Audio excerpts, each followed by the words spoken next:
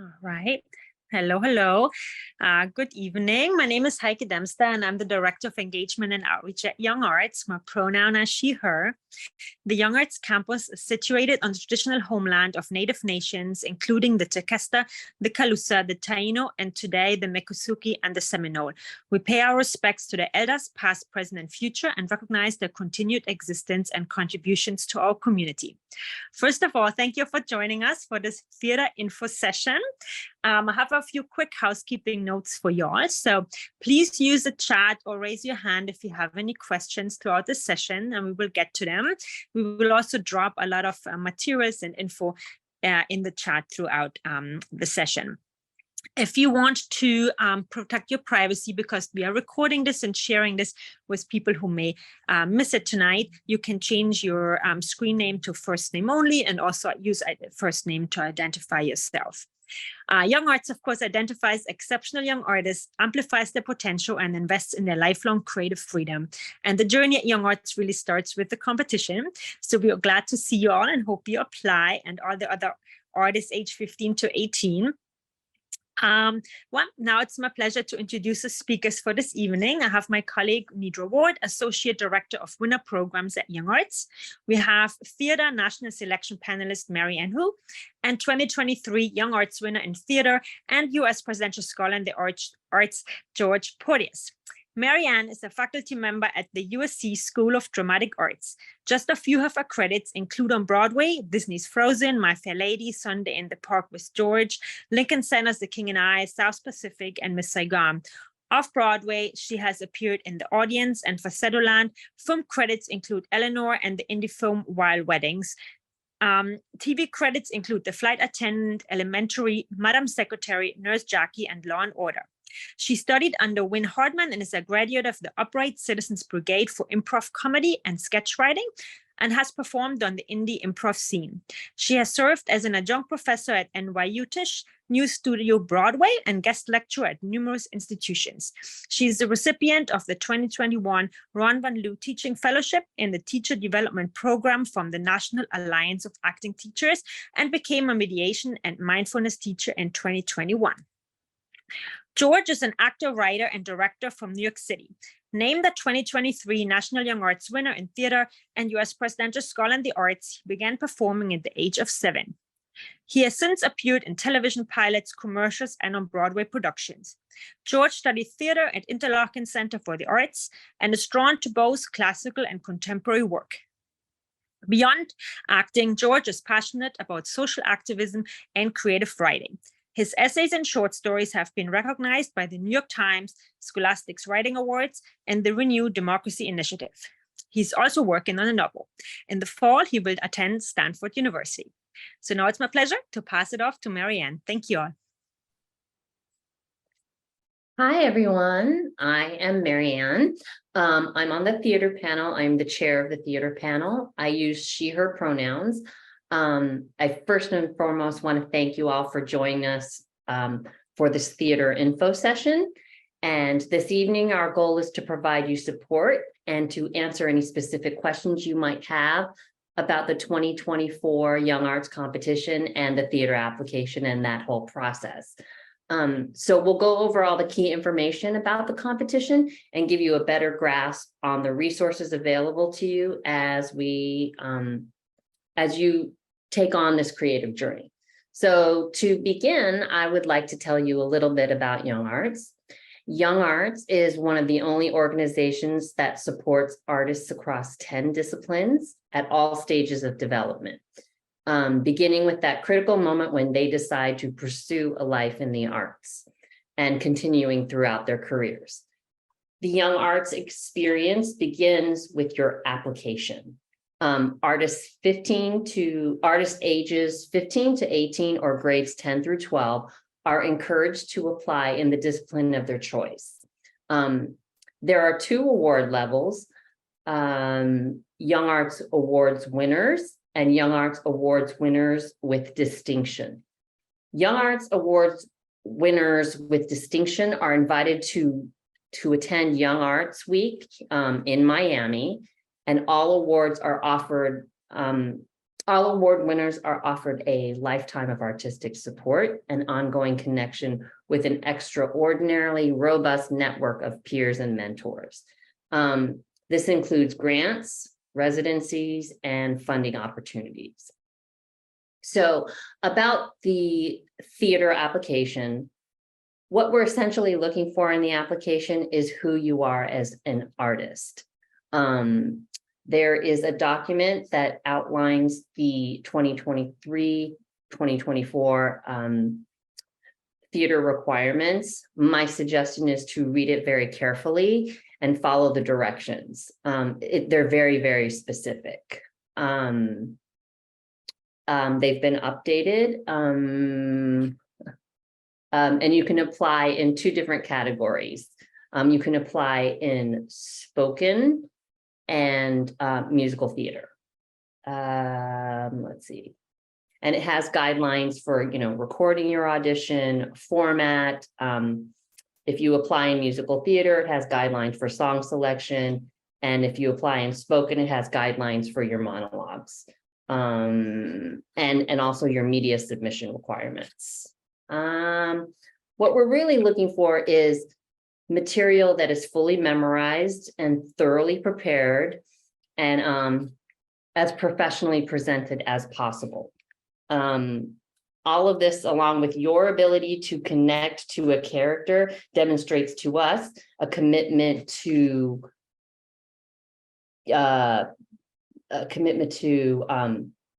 your craft as an artist as you begin your career in the field. We're also looking for performance-ready pieces that can be put up on the stage and stand on their own. And I can tell you from doing this for the last couple, like 5, Nidra, is this my 4th or my 5th year? Somewhere around there, yeah. Seems so much longer than that. Yeah, I think, I can read all these requirements and all these elements, but I think when it comes down to it, when we look at the videos, we're really looking for a spark of your connection and your openness and your creativity. It doesn't have to be perfect. We're not looking for perfection. We're really looking for that spark of joy or what you bring to it, just an openness and connection. I think like my best tip to you is to read the directions very thoroughly and follow the directions. We've taken a lot of time to fine tune the directions. So I think George can maybe speak to what that process was like. But that's those are my best tips to you. I'm happy to answer any questions. Do we have any questions about the application process?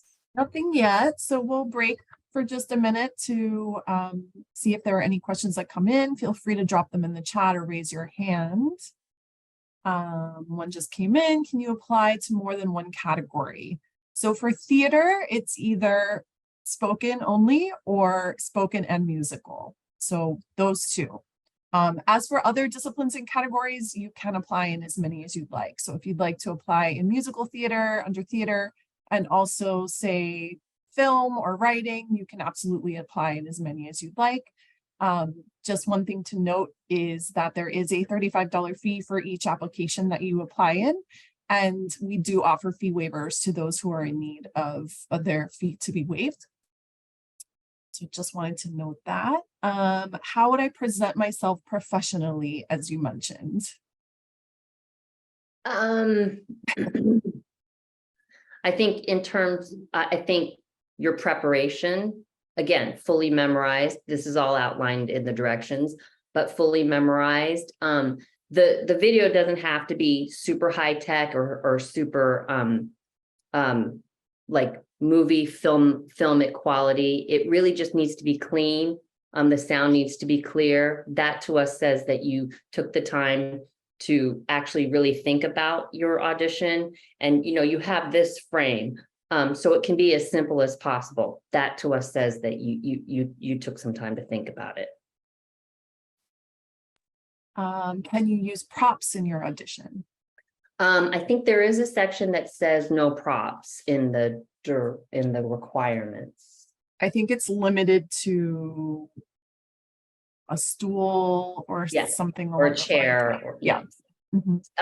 Again, my biggest tip is the simpler, the better. You don't need to complicate it anymore. What we're really looking for is what the energy that comes out to us from the video screen in this frame.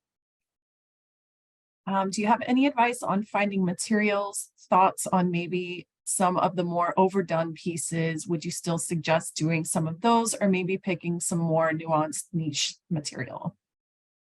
What I would say to that is, if you connect to it and you love something that you do, and we can see that there is a genuine, that you find joy in it, it doesn't matter how much that piece is done. If I get a sense that you are connecting to it and that you find joy in it, I'm going to see that. It's mentioned that classical monologues need to be elevated text. What do you consider elevated text? Is it just verse? No, not necessarily. It is. I think we did give examples in the requirements. I think it's Chekhov, the Greek comedies, tragedies, Shakespeare. But it's not limited to that. So in the directions, I don't want you to think that just because we listed that's what we want to hear. Something in the style of that is what we want to hear. Is there a certain format regarding slating? Yes, that's also in the requirements. I think in the let me find my doc. It's very specific. For monologues, it should be my pieces from the title of the play, by whoever the author is, in the role of, and it's very specific but very specifically outlined in the requirements. And the same goes for song. My song is from, my song is the title from the musical by whoever. If you apply to both spoken and musical, would you be judged in each category separately? Meaning you would be judged and possibly awarded in spoken and then musical theater? Or if you apply to both, is that considered one application to theater? So it's either or. So you either apply in spoken only or spoken and musical. So musical theater encompasses spoken. So it's one or the other. You would not be able to apply in both. Are the audition videos sent in the application the only material applicants will need to provide? So I will go ahead and speak a little bit to the application. So this year we have a new platform. It's called Kaleidoscope. You can access it through our website at youngarts.org/apply. And there you can review the requirements and prepare your materials. And then it will take you to the Kaleidoscope platform where you would apply. So it's a two-step process. It would be the main application, which is contact information, eligibility, education, educator, acknowledgement, things of that nature would be in the main application. And then once you select theater, it would take you to your discipline-specific application, which is where you would upload the media, enter the title, so on as what's stated in the slate. And that will be what is only shown to the panel. So this is a completely blind adjudication process. So no identifying information within your videos or anything like that should be submitted. So the main application is for our records, and then the media and all of that goes directly to the panel.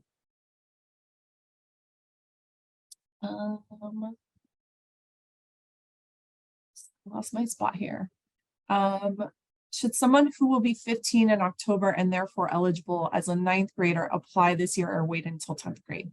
So I'll get into eligibility. Yes, if you're between the ages of 15 to 18 or in grades 10 through 12 on December 1st of this year, you are eligible to apply. So that means if you're both within the ages and grade, perfect, you're eligible. If you meet one of those, if you meet the age but not the grade, you're eligible. If you meet the grade but not the age, you're eligible.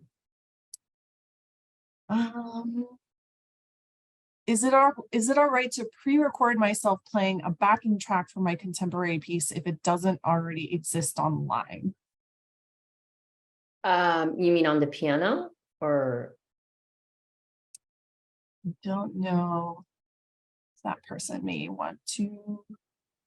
Yeah, yes, that is fine. You can pre-record it. The thing with that is sometimes distracting for us is if you're playing the piano while you're singing, it sometimes takes away from the performance and we can't get a better sense of who you are. So you can pre-record your backing track. That's fine. Do you recommend having a comedic and dramatic piece to show well-roundedness? I think that's up to you. I think showing contrast is great, but it doesn't necessarily have to be a comedic and a dramatic piece. I think just two contrasting pieces. Okay, I'm going to read one more question and then I do want to get to George. So what made previous winners stand out amongst other applicants? Wow. Again, I think it was the connection and like finding those joyful moments. There were times where we looked at videos and we said that person was really deeply connected, and we saw a kernel of something that we were interested in investigating further. Great. So I'll stop those questions for now. We'll get back to those. And George. Hi, thanks. Hi, everyone. I'm George Porteous. I was a 2023 Young Arts winner in theater and a U.S. Presidential Scholar in the Arts. So that was just this year. So exactly 1 year ago, I was in exactly your shoes. I was thinking about whether I wanted to apply to Young Arts, if I was good enough to apply to Young Arts, all of that. And so the first kind of thing I want to share with you all is that if you're sitting here thinking to yourself, I don't know if I'm good enough, probably nothing will come of this. This sounds like a lot of work. My advice is just apply anyway, because you have nothing to lose whatsoever. And in fact, you can only gain from the experience, because even if you don't find yourself a winner or a winner with distinction, you will have learned something about yourself from going through this process and having to find monologues and perform them and perfect them, and connect to a character, because all of these things are ultimately just going to make you better. So apply. That's the first thing. And on that note, I guess I should just tell you a little bit about how I decided to apply and my path to being a Young Arts winner. I was lucky enough to attend Interlochen Arts Camp, which maybe some of you go to school there or go to camp there. And it's a very special place. And I had an acting teacher named Ann Cooper, who got us all together in a room, all of her acting students, and said to us one day, apply to Young Arts, you have to do it. And I had never heard of Young Arts before, but I had so much respect for this teacher that I said, sure, and I wrote it down in my notebook and then promptly forgot about it for a few months and didn't apply to Young Arts that year because that was 2021. But it's a good thing I wrote it down, because then a few months later, last year, I was going through old things and I remembered what she had said, that she said, apply to Young Arts. It's an incredible opportunity. It's an incredible community. And so I went to Googling and I found Young Arts. And again, like I said, I was exactly where you were 1 year ago, trying to figure out what, because it seemed like such an incredible opportunity. How do I get my foot in the door? And the second piece of advice I'm going to give you is that you shouldn't stress yourself out by trying to strategize or try to game whatever it is you think the panel is looking for, because you just don't know. And whatever assumptions you might have about what they're looking for probably don't line up with what's true, which is that they're looking to see who you are and get to know you, which is, I think, kind of a frustrating thing to hear sometimes, because you want to know, like, what are the 5 bullet points I need to hit to win Young Arts? But really, all you can do is put out what feels true express yourself, find a piece that you love, find something that brings you a lot of joy, that you love to perform, that just makes you happy to perform and say the words. And again, even if that doesn't lead to an award, you will have gained something from that. So that's my advice. When I was trying to pick pieces to figure this out and figure out what monologues spoke to me, I decided I would just read a lot. So I read a lot of playwrights. I started with some playwrights I liked, some others I had heard of but didn't know much about. I did not use the internet. That's another piece of advice. I don't think, generally speaking, and I'm sure there's an exception to this, but generally speaking, I don't think the strongest monologues or the most personal ones will be found online. I think often you have to do the reading and find playwrights that speak to you. And also maybe talk to your teachers, see what they recommend, see what they see in you. And maybe MaryAnn could speak to this about what she's seen in auditions and tapes along those lines. Yeah, I totally agree with you, George. I really think if you find something that you love, it comes through. And because we can give advice. On the flip side, I can 100% tell when you don't enjoy doing something and you were assigned something and you just, because someone said maybe, do this, and it was and it appears to be like a strategic move. Like, I think here's what they want to hear, or here's what they want to see based on these requirements. That's why I said, don't limit yourself to the writers that are on the page. Just because we say that doesn't mean that you're limited to that, but it really is finding something that you truly love and that you love to do. I think, does that make sense? Right. So for me, I always loved Shakespeare. And so doing a piece from Twelfth Night made a lot of sense to me, and it didn't feel cliched or it didn't feel overdone just because it's Shakespeare and he's the greatest playwright of all time. Like, just because I enjoyed it and I connected with the character, it worked for me. And then the other monologue I chose was from a play called Great Wilderness by Samuel D. Hunter. And it's also the one I ended up performing at Young Arts Week, which I'll talk about. And that one spoke to me in a very, personal and emotional way. I'll show a clip from that video too, but yeah. So now that you've chosen them, when you audition with them, I think it's just a process of, as you would with any monologue, any part you're learning, just really getting the words into your body, and especially with classical language, with Shakespeare, trying to pick up on all the subtleties of the language, making sure you understand what it all means, and then just putting it all together. And, I think I filmed my self-tapes like a few days out from the application deadline. And then you just let go and see what happens. And I pretty much forgot about it, I think, after I applied, and I didn't really think anything would come of it. I hoped it would, but I was not, every day waiting by the phone. And then one day Nidra called me, actually. And I remember that call very well because I was in class at school. And then I thought, what she says, because I'm going to Miami. Cool, amazing. So that led to Young Arts Week. And leading up to Young Arts Week, I was told over and over again, it's going to change your life. You are going to meet the most incredible people. It is everything. It's going to change you. And I was a little bit skeptical. Not that I didn't think Young Arts was going to be incredible, because I knew it would, but just the kind of the gushing and how emotional people were when they talked about it, I thought, okay, this is like maybe a little hyperbolic, like maybe this is marketing. And it was not. Like, all of that is true and more, because somehow in the span of 7 days, I made incredibly deep connections to other actors, other artists, mentors, teachers like MaryAnn, teachers in our master classes, and it exceeded my expectations in every way.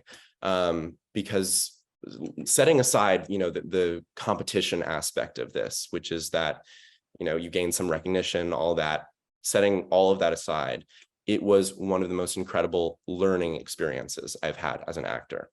Because I don't come from, a terribly artistic family. I don't go to an art school. I didn't go to an art school. And I think for the first time in a long time, even though I had done some professional acting when I was younger, I was affirmed in being an artist and told that being an artist is something you can do, that it's not secondary to who you are, that it's not an unserious or unimportant pursuit, that it can actually be something that heals the world and connects you to other people.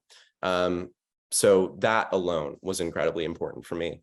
And the performance aspect of it was also incredible because in the span of 2 days, I think 16 of us all had to come together and put on a show at Young Arts Week, which is also one of the most amazing parts of attending Young Arts Week, is seeing other people in other disciplines perform. So that obviously connects you incredibly with an ensemble. And I can show you now my monologue from Young Arts Week, and this is on YouTube. They're all on YouTube. So I think there might be some technical difficulties. You might not hear the sound perfectly. So if it's an issue, you can also seek this out later. But I want to share the monologue I delivered at Young Arts Week from A Great Wilderness. So I'm just going to screen share. And I'm probably going to turn my camera off because I don't like watching myself.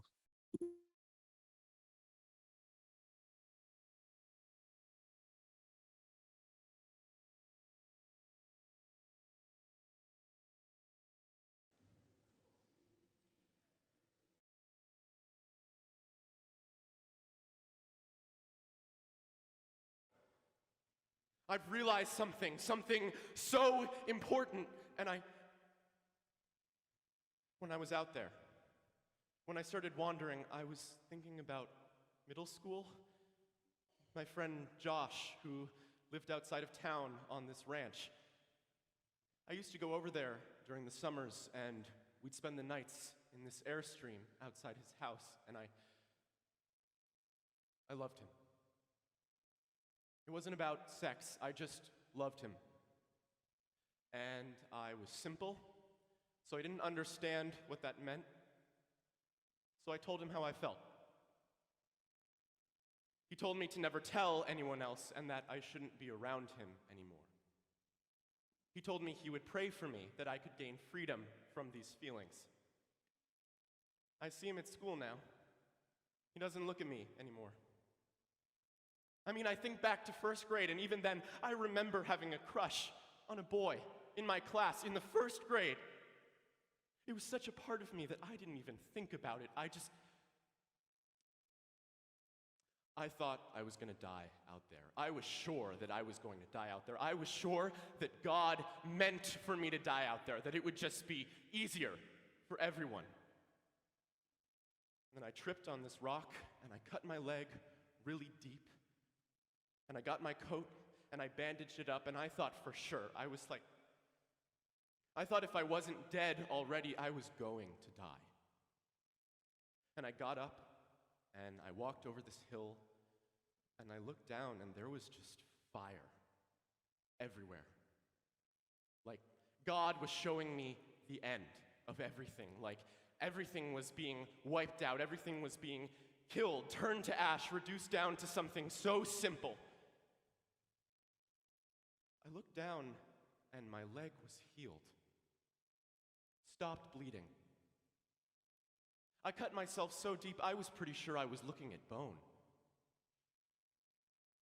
It was like you said, it was like a baptism. And I realized something.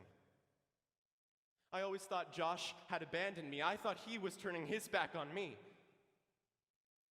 But I realized I'm the problem.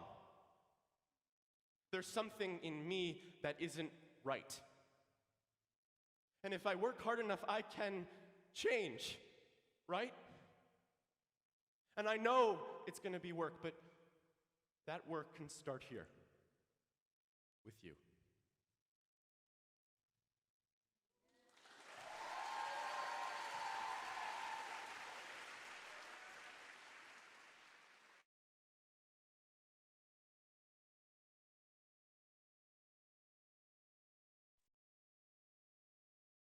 Okay, cool. Okay, thanks for watching.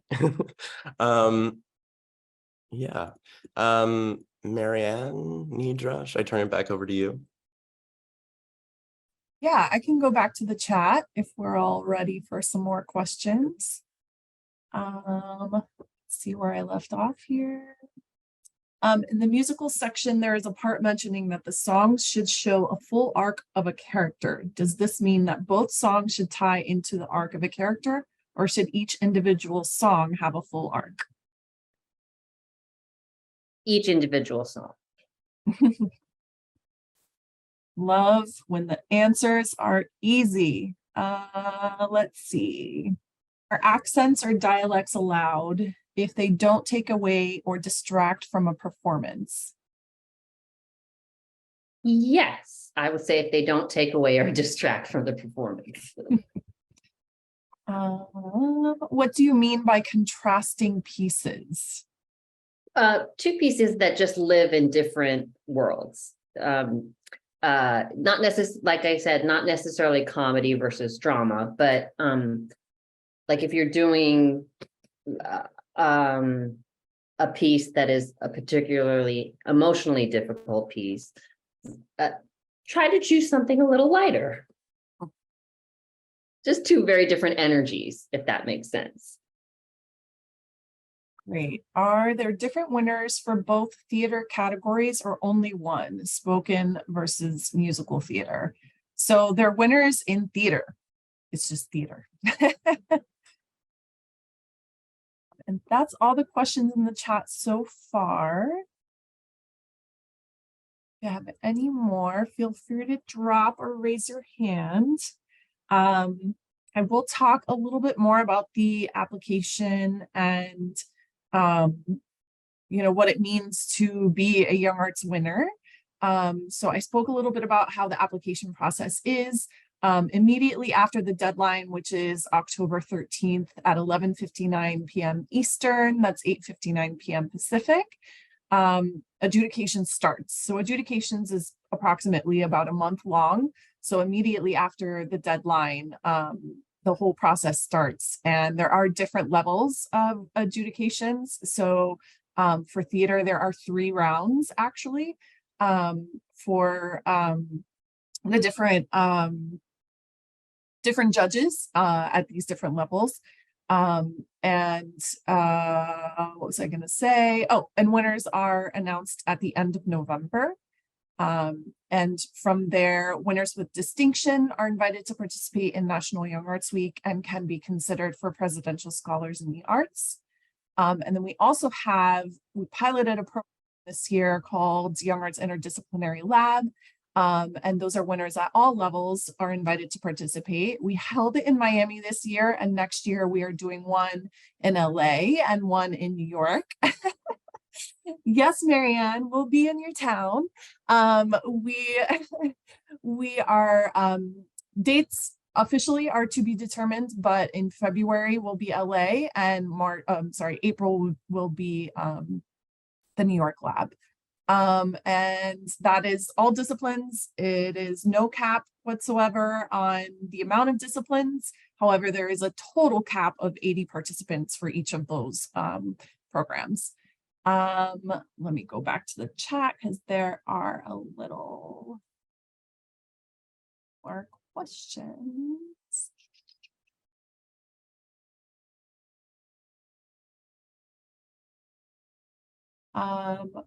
What do theater winners do in Florida and Miami at Young Arts Week? I'm assuming is what this person is talking about. Do they get to choose which monologue they perform? Do you want me to answer that, Nidra? Yeah. Okay. So it's very specifically outlined in the 2023 requirements. You will, for the show, you will perform the piece, one of the pieces that you submitted your audition tape, one of the pieces that you auditioned with. And then you will also receive assignments from us to work on throughout the week. So that is additional homework or additional material that you will have to learn. Perfect. Are we notified notified if we've made it through each round or just at the end. So just at the end, winners are announced at the end of November, and that's all levels of winners are announced by the end of November.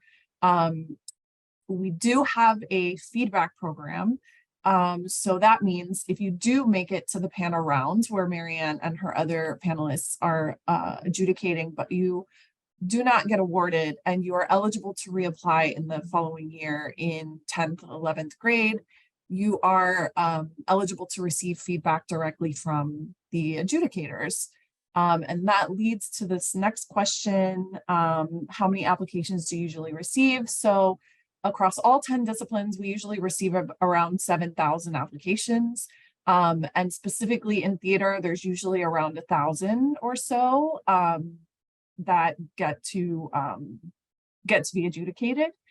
And are you allowed to apply more than once in successive years? So if you are eligible to apply and you are named a winner, but you do not attend Young Arts Week, if you are a winner of distinction and you do not participate in Young Arts Week, and you're eligible to reapply the following year, yes, you can reapply. As long as you are eligible, you can reapply as many years as you'd like. And I think that answered that question. George, do you want to speak a little more, or did this message come in after earlier? No, if you're covering questions now, I just wanted to add a little more about Young Arts Week itself and the experience, but it might be good to cover questions first. They're coming in fast. I don't know if you want to take a minute and talk. You give some examples of a published contemporary piece that would be considered pop. Any of the contemporary writers like Pasek and Paul, JRB, Jason Robert Brown,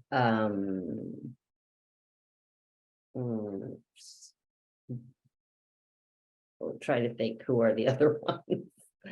Tom Kitt. Does that give you a better idea?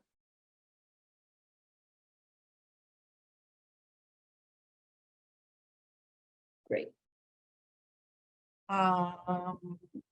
So there's some answers being answered. I mean, some questions being answered within the chat, but I do want to just touch base on some of them. Could you elaborate on what is meant by legit style song? Yeah, classical music theater, like Oklahoma, Rodgers and Hammerstein, the older musicals, Oklahoma, Carousel,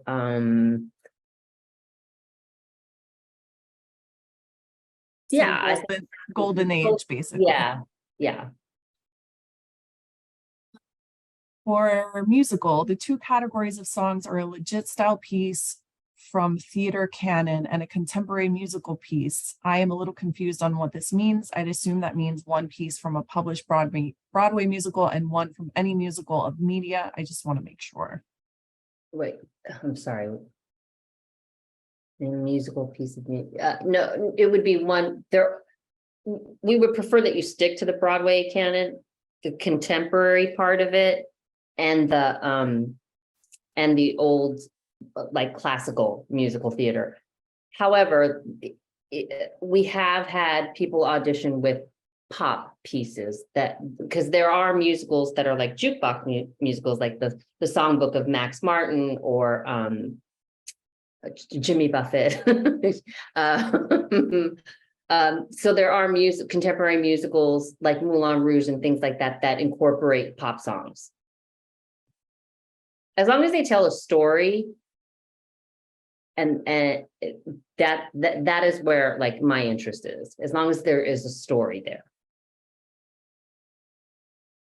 Great. Where do you find other sources to find monologues? George, do you want to speak on that, maybe? Sure.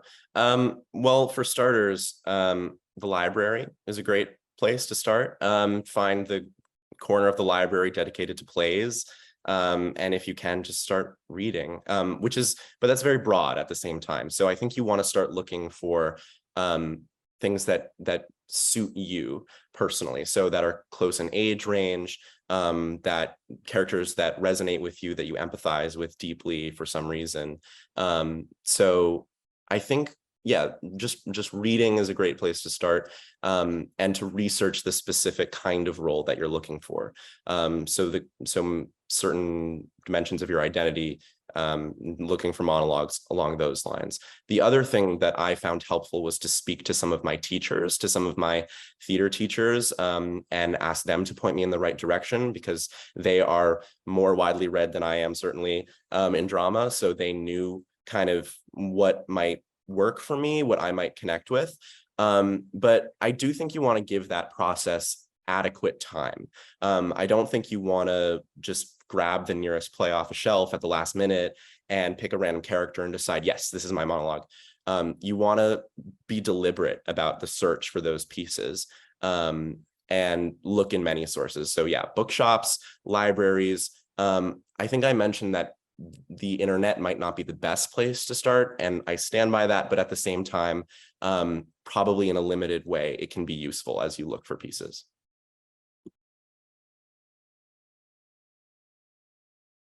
All right.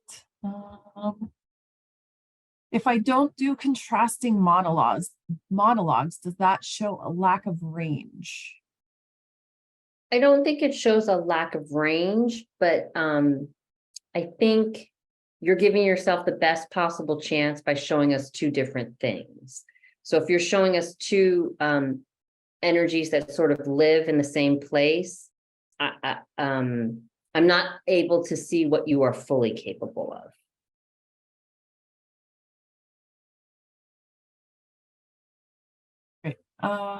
For the legit musical theater requirements, do opera crossover pieces qualify? Example, English art songs. Sure, what I'm interested in is story and your ability to connect to a story and to tell a story.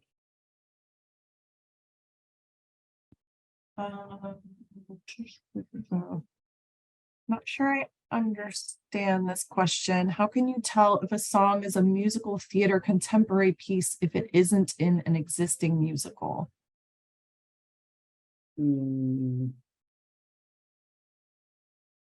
Yeah, I'm not exactly sure. Can you elaborate on that question?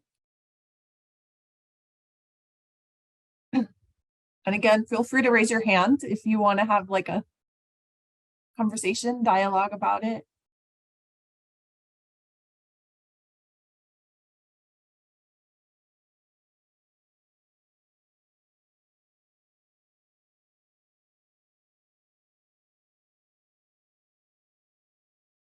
That was all in the questions for the chat. So if you want to speak a little more, George. Yeah, sure. I think that since we've covered a lot to do with the application, and I understand this is for the application, but I also want to talk about Young Arts Week itself, because I think that's an important part of this to keep in mind, that setting aside whatever award is involved or monetary award, Young Arts is ultimately a learning experience and a community. And that isn't the other thing I think you should keep in mind as you're applying for Young Arts, is that it's not just about recognition, it is about the opportunity to learn and be in community with all of these incredible people who you will meet. Because like I said, what I loved most, I think, about Young Arts Week was being in an environment where I was surrounded on all sides by people my age who were just as passionate about acting or about music or about photography as I was about my art form, because that is an incredibly rare environment and one that you are not going to find in many places. So that's the first thing I want to say, is just keep in mind that this is not solely a competition, but like a family. And when you're in that week, you will be working all the time, like from sun up to sundown and after. you're going to be pretty exhausted probably, but in the best kind of exhaustion, like the kind of exhaustion where you lay down in your bed in your hotel room at the end of a day, and just like there's this huge smile on your face because you have had an incredible day and you wouldn't have believed it. So that's keep those things in mind about Young Arts Week. And also the opportunities you will have and the people you will meet are just so special. One of the coolest memories I have from that week was not the performance necessarily as amazing as that was, but the master classes we had and the smaller workshops we had with our panel and with guest artists. And specifically, there was a day when BD Wong, who you all might know from Mulan or from Law and Order, joined us for the day. And I was a fan of his because I was a fan of M. Butterfly and his performance. And he came in and he wanted to work with a few of us. And he looked at me and he said, "George, I'm interested in you. I want to know what makes you tick. What are you interested in doing? So, what monologues do you know?" I said, "Oh, well, I know an Oscar Wilde monologue. I could do that one for you." And we proceeded over the next like 30 to 45 minutes to break down this monologue to every single beat and every single rhythm. And, I was happy with where it was to start out. I thought, this is good. This is a solid performance I'm giving. But what was so incredible about working with him and that whole week was that there was no room to be complacent, because he said, "Yeah, that was good, but you can do better. And I know you can do better. And I know you can make this more alive and really sell this to me." And so, like I said, it was, I think for 45 minutes, I stood up in front of our whole cohort and our panel and BD Wong, and he kept pushing. He said, "No, again, no, again, no, again." And like I said, I was exhausted by the end of it, and I needed to drink like a whole thing of water because like my voice was on fire. But like he brought out something in me that I don't know if I fully realized I could do or was capable of. And so a huge part of what you will take away from this experience, if you're lucky enough to be invited to Young Arts Week, is just the confidence and the affirmation that you are talented enough, you are strong enough and disciplined enough to be as good as you wish you could be. And that has just been an invaluable lesson since in the plays I've been doing and the ways I've been trying to get better and learn. Just carrying that knowledge with me and that experience has made all the difference. So that's a big part of my spiel. Also, I wanted to add, if anyone here, wants to hear more or talk to me more, my Instagram is george.porteous. You can DM me. You can message me privately on here if you're feeling shy, all that. So there is actually a question in the chat for you. How many plays did you have to read before you found your monologue? I was really fond of the playwright Samuel D. Hunter before I knew I was going to choose that monologue. So that one was easier for me because I was already interested in those plays and in his writing. So I think I read like 3 or 4 Samuel D. Hunter plays, but it was not necessarily like an intentional thing. Like I'm looking for a young arts piece. I was just sort of reading them and then thought, oh, this might make good material. And then with the 12th Night piece, that one, I think that just came from like I said, a love of Shakespeare and some familiarity with Shakespeare's plays and knowing that I love 12th Night. But, I thought about doing something from Julius Caesar at one point. I think I thought about maybe doing something from Romeo and Juliet. But I landed on 12th Night because I also felt like it balanced the other piece, which came from a very raw, emotional place, with something that was a little more playful, a little more fantastical in a way. So it's like, I don't think it's necessarily a linear process, because you kind of just have to, I think, feel it out, figure out what you're drawn to, read things here and there, watch theater if you can, which is hard, but find theater where you can. And you will naturally, I think, settle on material that speaks to you. And if I can speak to that, too. George, what you're saying is, in particular, George's monologue from the Hunter play was, I could immediately see that you had this connection to it. And that, I mean, I still remember that video.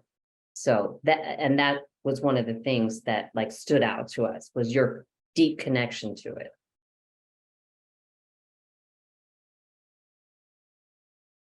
There's another question for George, I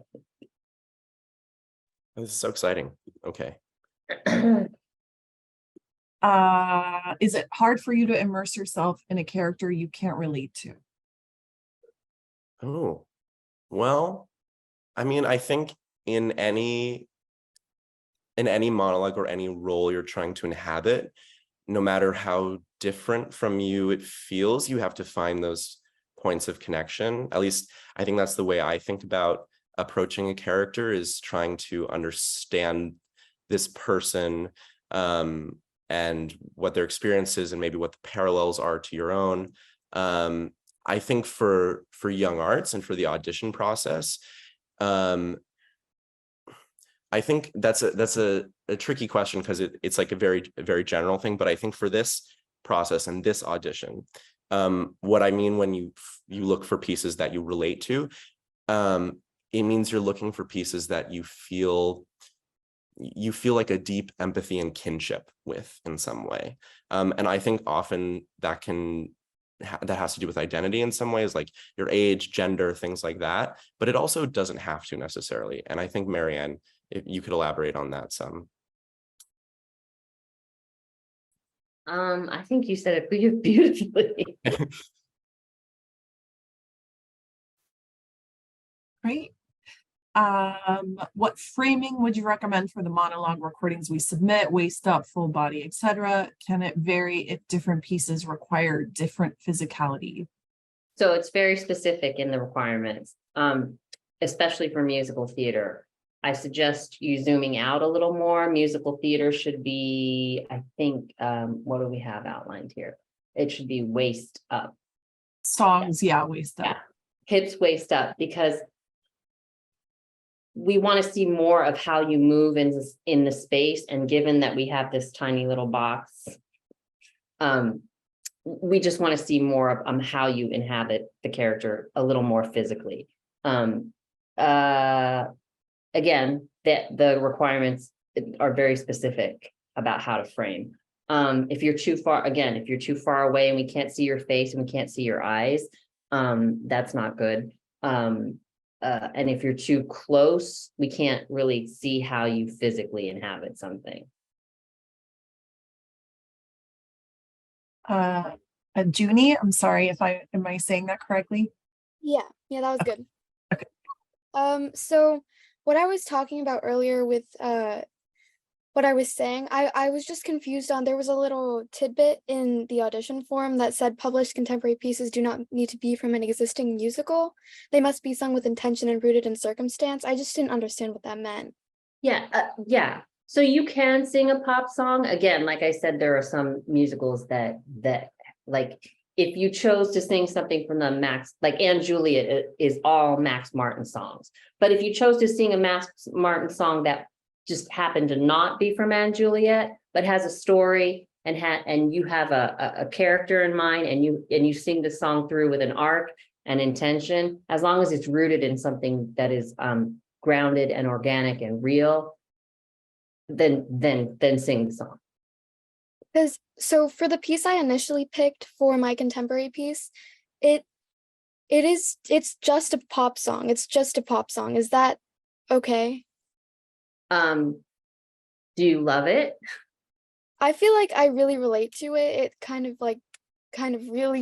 really resonates with me. Do you love singing it? Yes. I cry sometimes when I Then sing. my best advice to you would be to just sing it. Okay. Yeah, thank you.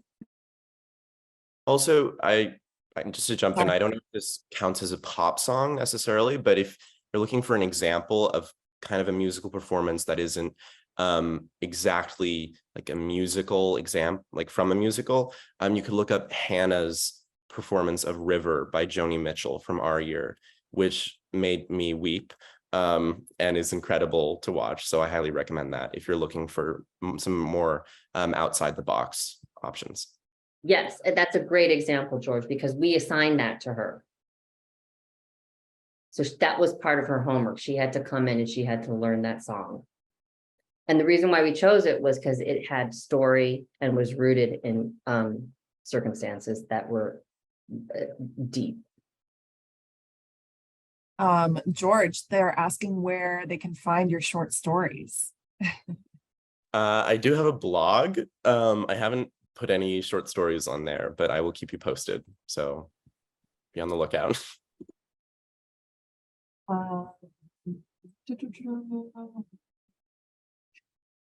So this was the person that was asking about framing again.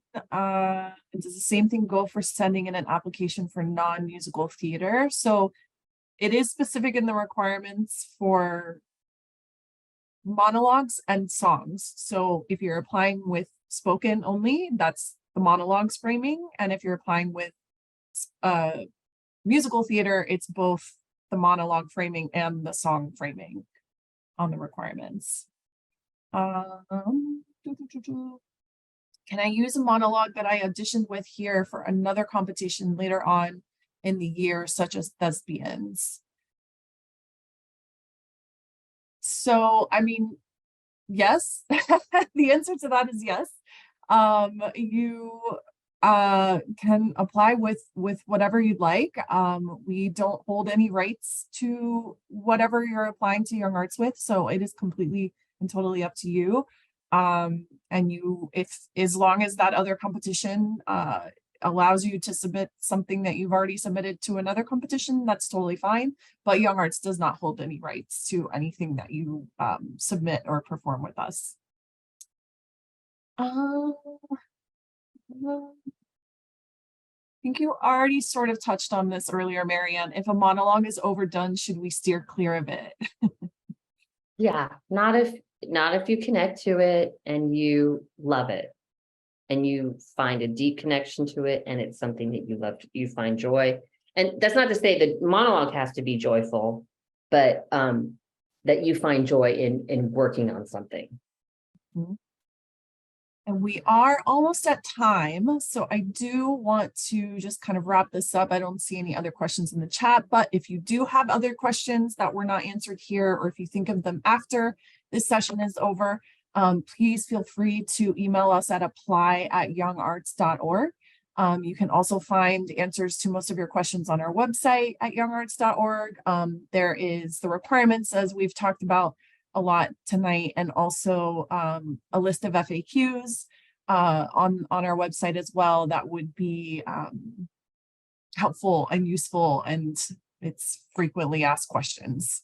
So and also on Instagram, on social media, and we look forward to hearing from you and seeing your application come in. And thank you all so much for being here tonight. Thank you, MaryAnn and George and everyone else. Thank you again. Have a great night. And don't forget, apply at youngarts.org and visit our website.